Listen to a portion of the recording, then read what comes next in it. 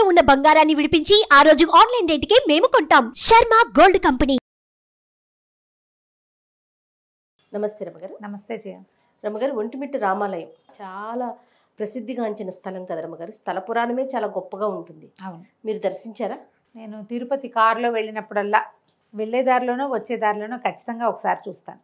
బాగుంటుంది, బాగా ఆకర్షణీయంగా ఉంటుంది. శిల్పకళా సంపద అద్భుతంగా ఉంటుంది. ఆ గుడి ఎలా రారమ్మంటున్నట్టు ఉంటుంది. అవును, ఎంత పెద్ద మండపం లాగానే ఉంటుంది కదా రమగారు. మండపం చాలా పెద్ద, చాలా పెద్ద చోళ సాంప్రదాయంలో నిర్మించబడిన గుడి.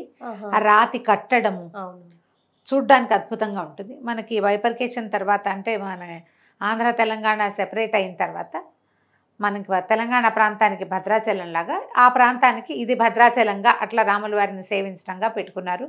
ప్రభుత్వ లాంఛనాలతో కళ్యాణానికి వస్త్రాలు సమర్పించడం శ్రీరామనవమికి అట్లా చేస్తారట. ఇప్పుడు మనకి ఇక్కడేమో ఇక్కడి నుంచి వెళ్తాయి కదా, గోల్కొండ నవాబులు ఇచ్చే పద్ధతి ప్రకారము మనకి తెలంగాణ ప్రభుత్వం నుంచి భద్రాచలానికి పట్టు వస్త్రాలు, ముత్యాల తలంబ్రాలు వెళ్తాయి కదా శ్రీరామనవమికి. శ్రీరామనవమికి కంచర్ల గోపన్ గారు నిర్ణయించినటువంటి కళ్యాణం జరుగుతుంది. అయితే ఒంటిమిట్టలో పౌర్ణమికి జరుగుతుంది కళ్యాణం. చతుర్దశి పౌర్ణమి కాలాల్లో అప్పుడు ఈ బ్రహ్మోత్సవాలు నిర్వహిస్తారు.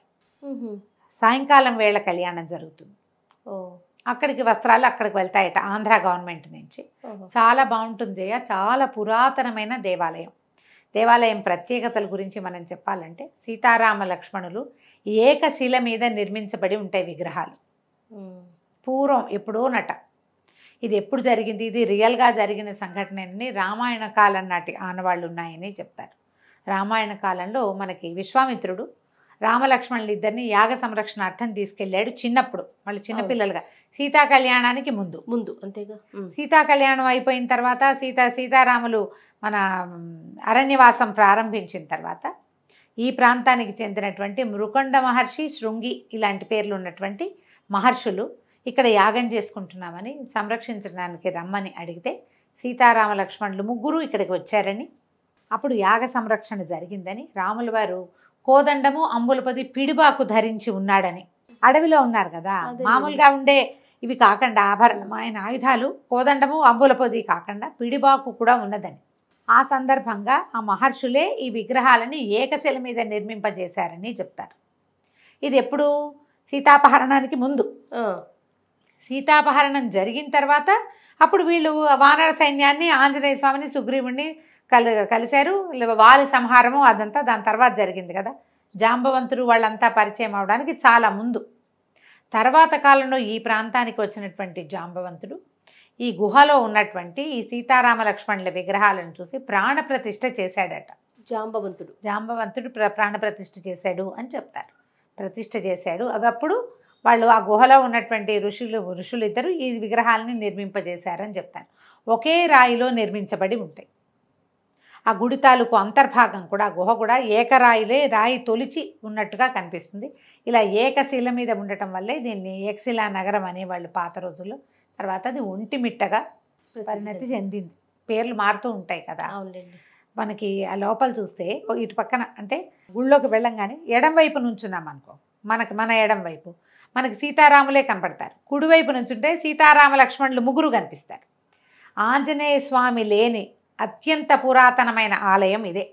సీతారాములతో పాటు, సీతారామ లక్ష్మణులతో పాటు ఆంజనేయ స్వామి ఉన్న దేవాలయాలే పురాతన దేవాలయాలు కనిపిస్తాయి. అసలు ఆంజనేయుడు పరిచయమే కాని కాలం కాబట్టి ఆయన లేకుండా వీళ్ళు ముగ్గురే ఉంటారు. ఆంజనేయ స్వామి బయట ఉంటాడు. తర్వాత కాలంలో చెక్కబడ్డారనమాట. తర్వాత కాలంలో ప్రతిష్ఠ చేయబడ్డారు. చాలా విశేషంగా కనపడుతుంది. అయితే సీతాదేవి నీటి కోసం అడిగితే మన రాముల వారు ఒక బాణం వేసి పాతాళ గంగని రప్పించారట. మనకి ఇది కూడా కనిపిస్తుంది, కోనేరు. చాలా విశేషంగా కనపడుతుంది. అసలు దేవాలయపు కట్టుబడే ఎలా ఉంటుందంటే అక్కడ సడన్గా మొలిచినట్టు ఉంటుంది జయ. మనం ఆ మలుపు తిరిగేదాకా కనిపించదు, దూరం నుంచి కొంచెం తెలుస్తుంది. వెళ్ళేసరికల్లా ఎంత భవ్యమైన నిర్మాణం కనపడుతుందో. లోపలికి పెద్ద గోపురం, అత్యంత పెద్ద గోపురంగా చెప్పబడుతుంది. ఇది చాలా పురాతనమైంది కదా, ఎప్పటి నుంచో ఉంది. అయితే ఈ ప్రాంతానికి చెందిన వాళ్ళు, ప్రసిద్ధమైన వ్యక్తులు చాలామంది ఉన్నారు ఈ ఒంటిమిట్టకి చెందిన వాళ్ళు. బమ్మెర పోతన్ గారు, భాగవతాన్ని తెనిగించిన పోతన్ గారు, ఆయన తాలూకు జన్మస్థలం మీద రకరకాల వివాదాలు ఏవో చిన్న చిన్నవి హిస్టారికల్గా ఉన్నప్పటికీ ఆయన పలికెడిది భాగవతం అట, పలికించెడి వాడు రామభద్రుండట. ఆ రామభద్రుడు ఈ కోదండరాముడే. వీరికే అది అంకితం ఇవ్వబడింది అని చెప్తారు. అయితే ఇక్కడ ప్రఖ్యాతమైన వ్యక్తులు ఇంకా ఎవరినంటే మన శ్రీకృష్ణదేవరాయల కాలంలో అష్టదిగ్గజాలను ఉన్నారు. అయ్యలరాజు రామభద్రుడు ఆయన ఒక కవి.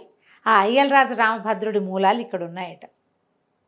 తిమ్మరాజు గారని ఆయన ముత్తాత గారు ఆ ముందు కాలం వాళ్ళు, ఇక్కడి వాళ్ళు, ఈ ప్రాంతం వాళ్ళు అనమాట.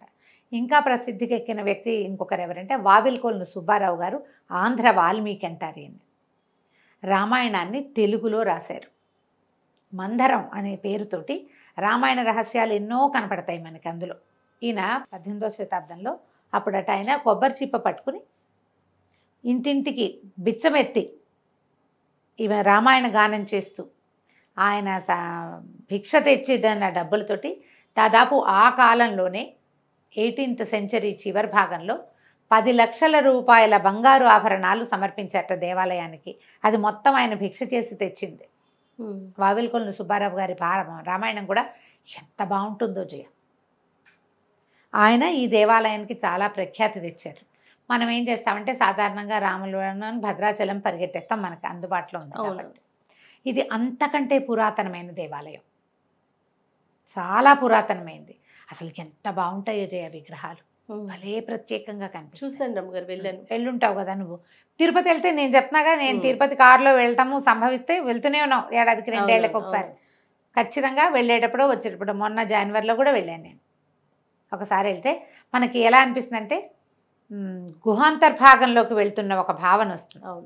ఆ లోపల చూడడం కూడా అట్లా కనిపిస్తుంది. ఇటువైపు నుంచుంటే అమ్మవారు అయ్యవారే కనపడతారు, అటు నుంచుంటే లక్ష్మణ స్వామి కూడా కనిపిస్తాడు. ఎంత విశేషంగా కనిపిస్తుందో చాలా. ఇంకొకటి ఏదో దొంగల కథ కూడా ఒకటి చెప్తారు, నాకు ఆ కథ జ్ఞాపకం లేదు, ప్రఖ్యాతిగా లేదేమో మరి, చాలా కాలం క్రితం విన్నాను. కానీ ఈ మన మహర్షుల కథ మాత్రం ప్రఖ్యాతంగా చెప్పబడుతుంది. ప్రధానమైనది ఏంటంటే మన ప్రాంతానికి చెందిన అత్యంత పురాతన దేవాలయాల్లో ఇదొకటి టీటీడీ వారి ఆధ్వర్యంలోనే నడుస్తుంది. ఒక ప్లస్ పాయింట్ ఏంటంటే మనం మధ్యాహ్నాలు మూయబడుతుంది దేవాలయం అని అనుకోకర్లా. తిరుపతి నుంచి మనం ఏ వేళలో వచ్చినా దేవాలయం తెరిచి ఉంటుంది, పొద్దునుంచి రాత్రి దాకా. మధ్యాహ్నం వేళ కూడా మనం దర్శనం చేసుకోవచ్చు. మిట్ట మధ్యాహ్నం మామూలుగా 1 గంటకి 2ంటికి గుళ్ళు మూసేస్తారు, ఇక్కడ మూయబడదు. ఏ వేళ నుంచి వేళ అయినా సరే మనం తిరుమల నుంచి తిరిగి వస్తూ స్వామిని చూడొచ్చు. ప్రత్యేకమైన దేవాలయంగా కనపడుతుంది. అసలు చూడ్డానికే మహా బాగుంటుంది. ఈ మన బైఫర్కేషన్ తర్వాత చాలా డెవలప్ చేశారు కూడా దేవాలయాన్ని. అంతకుముందు నేను 15 ఏళ్ల క్రితం చూసిన దానికి ఇప్పటికీ చాలా డిఫరెన్స్ వచ్చింది. చాలా విశాలపరిచారు, వెనకాలంతా టాయిలెట్స్ అవి ఇవి అన్ని చక్కగా ఏర్పాటు చేశారు. అయితే మనకి కోనేరు ఉంది కదా, అదేమో శ్రీరామ తీర్థం అంటారు. యువతల వైపు ఒక బావి ఉంటుంది జయ, ఇమాం బేగ్ బావి అంటారు. ఒక ముస్లిం భక్తుడు తవ్వించిన బావి. అప్పట్లో 16th సెంచరీలో ఈ కడప ప్రాంతాన్ని పాలించినటువంటి ఒక ముస్లిం నవాబు తాలూకు ప్రతినిధి అట ఆయన. ఆయన హేళనగా మీ దేవుడు పలుకుతాడా పిలిస్తేనంటే పలుకుతాడని చెప్పారట లోకల్లో ఉన్న భక్తులు. అప్పుడు ఆయన రామ రామ అని 3 సార్లు పిలిస్తే 3 సార్లు ఓ అని శబ్దం వచ్చిందట. పలికాడట రాముడు ఓ అని. ఆయన చాలా సంతోషంతో భగవంతుడు తన ప్రశ్నకి సమాధానం చెప్పాడని ఆయన ఆ సంతోషాన్ని పట్టలేక ఒక పెద్ద బావి తవ్వించాడు. ఇమాం బేగ్ బావి అంటారు దాన్ని. ముస్లిం భక్తులు కడప ప్రాంతంలో ఉన్న చాలామంది ముస్లిమ్స్ ఒంటిమిట్ట రామాలయాన్ని చూస్తారు. అది విశేషంగా కనపడుతుంది కదా, ప్రత్యేకమైనది. అయితే ఇక్కడ ఏంటంటే బ్రహ్మోత్సవాలు ఈ పౌర్ణమికి చేస్తారు. మన లక్ష్మీనారాయణ కళ్యాణం జరిగినప్పుడు ఎప్పుడు క్షీరసాగర మథనం అప్పుడు లక్ష్మీదేవి వచ్చింది. తర్వాత చంద్రుడు ఆవిడ సహోదరుడు కదా, వివాహం జరిగింది. లక్ష్మీదేవి శ్రీమన్నారాయణ వివాహం జరిగిన తర్వాత ఎప్పుడైనా కళ్యాణాలు జరిగితే కళ్యాణాలు ఎప్పుడు పగలే జరుగుతాయి, నేనెప్పుడు నీ కళ్యాణాన్ని చూడలేకపోతున్నానని చంద్రుడు లక్ష్మీదేవికి చెప్పాడట. అక్కడ అడిగాడు. ఆయన కోరిక తీర్చడం కోసం రాత్రి వేళ ఇక్కడ కళ్యాణం చేస్తారని చెప్తారు. సాయంకాలం వేళ చంద్రోదయం పౌర్ణమి ఘడియల్లో చేస్తారు. అద్భుతం కదా. ఇది ఒక ప్రత్యేకమైనది. పౌర్ణమికి ఈ దేవాలయంలో చాలా విశేషంగా చేస్తారు. ఇప్పుడేమో చైత్రశుద్ధ పౌర్ణమికి చేస్తారు. మామూలుగా ప్రతి నెల పౌర్ణమికి చాలా విశేషమైన సేవాకాలాలు జరుగుతాయి. మరి కళ్యాణం చేస్తున్నారేమో, దాని మీద బాగా వివరం తెలీదు. అర్చకులు మాట్లాడినప్పుడు చెప్పారు కానీ నాకు చాలా రోజులైంది, నేను ఆ పాయింట్ మర్చిపోయా. కానీ పౌర్ణమి మాత్రం ఇక్కడ చాలా విశేషం. మనకు అవకాశం ఉంటే చూద్దాం. తప్పకుండా అండి. చంద్రుడితో పాటు మనం కూడా చూడొచ్చు అక్కగారి కళ్యాణాన్ని అదే కదా. కదా. అయితే దీనికి ఏం చేశారంటే ఈ దేవాలయానికి కొంచెం దూరంగా ఈ హాల్స్ అవి నిర్మించారు. మనం వెళ్తుంటేనే కనపడుతుంది, వెళ్తుంటేనే మనకి రైట్ సైడ్ అంతా హాల్స్, ఈ కళ్యాణ వేదికలు అవి కనిపిస్తాయి. ఎంతో మంది ఒకేసారి కొన్ని వేల మంది కూర్చొని కళ్యాణాన్ని కాదు ఈ మళ్ళీ స్వామివారి కళ్యాణాన్ని చూసేందుకు చాలా పెద్ద అవకాశాన్ని ఇప్పుడు నిర్మించబడింది అనమాట. చాలా పెద్దది, విశేషంగా కనిపిస్తుంది. అవకాశం ఉన్న వాళ్ళు సేవించుకోవచ్చు. లేదా ఆ దారికి వెళ్ళేటప్పుడు కడప నుంచి రాజంపేట వెళ్ళే దారి కనపడుతుంది. మనం తిరుపతి చెప్పాక హైదరాబాద్ నుంచి తిరుపతి వెళ్తుంటే కూడా మనం దాన్ని దాటుకునే వెళ్తాం. ఎప్పుడు అవకాశం కుదిరితే అప్పుడు రాముల వారిని చూడండి. ఎన్నిసార్లు రామా రామా అంటే అంత మంచిది. ఎన్ని మాటలు మనం దర్శనం చేసుకోగలిగితే అంత మంచిది. మనకి ఏదైనా సమస్యలు రాబోతున్నాయి, రామదర్శనంతో సమస్య వచ్చినా పెద్దది రాకుండా చిన్నది వస్తుంది. పెద్ద పెద్ద ఇబ్బందులు చిన్నవి అవుతాయి. కర్మ ఫలితాలు మనం అనుభవించక తప్పదు. దేవాలయ దర్శనం వల్ల కర్మ దుర్విపాకం తగ్గుతుంది. అవకాశం ఉన్నప్పుడు దారిలో వెళ్తూ తిరుపతి వెళ్తాం కదా అని అనుకోకుండా కనపడుతున్నటువంటి భవ్యమైన పురాతనమైన చారిత్రక ప్రసిద్ధి కలిగిన పురాణ ప్రసిద్ధి కూడా కలిగిన దేవాలయాన్ని తప్పకుండా దర్శించండి. తప్పకుండా. నమస్తే. నమస్తే.